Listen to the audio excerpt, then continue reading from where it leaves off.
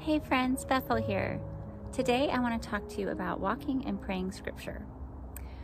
Back in 2020, the Lord impressed upon me to begin walking around neighborhoods and even my own yard and praying for the neighborhood, for people, anything He put on my heart. And eventually He had me include scripture. And I felt like maybe I should share a little bit about that because I've noticed that anytime I do walk out in nature and use it as time to be with the Lord, it really helps me, especially if I'm feeling down in the dumps. So hopefully this is helpful for you today.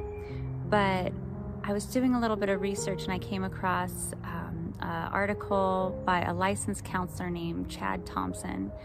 And he was talking about how he combines therapy with having his clients walk in nature, and that he noticed it helped improve their mood, their conversation, helped them reset, reconnect. And so he began using that technique in his counseling, which I thought was really interesting, and he noticed really great results. So I feel like even if you aren't used to praying scripture or anything like that, like even just being out in nature and observing God's creation can be extremely helpful. Psalm 19:1 says, "The heavens declare the glory of God, and the sky above proclaims His handiwork." First, you read the scripture. In this case, we're reading an entire psalm, Psalm 1, which is only 6 verses, so it's a good amount to really contemplate and meditate on. But one thing that I've noticed that really helps with walks is to take a deep breath before beginning the walk, and just to remember to breathe when you are walking. A lot of times when I start walking, I'll start thinking about all the things I need to do or things that are stressing me out. And it's a really good time to just breathe and release those things to the Lord so that you can just enjoy your time with Him.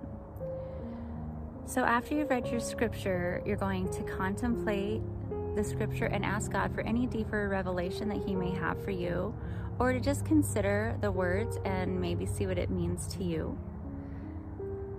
After that, you're going to want to just take some time to just enjoy nature.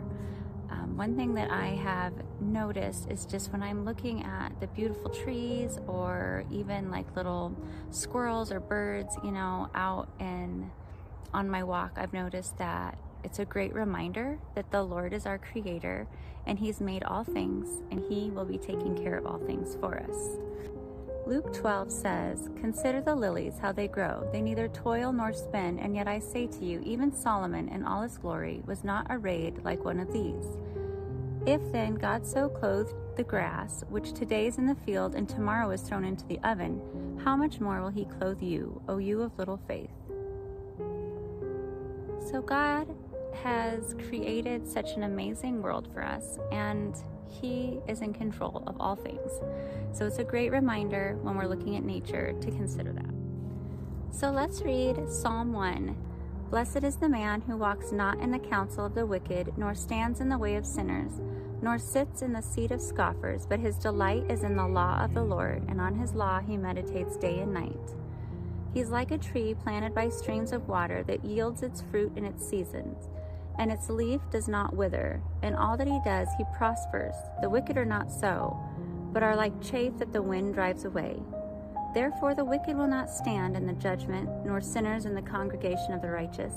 For the Lord knows the way of the righteous, but the way of the wicked will perish."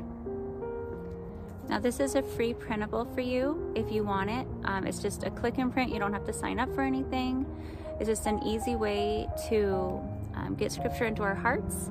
And you can break this one down in just little sections. So if you want to go on several walks and just repeat it. Sometimes I like to repeat the psalm several times. And I actually carry it with me when I go. But you do whatever works best for you.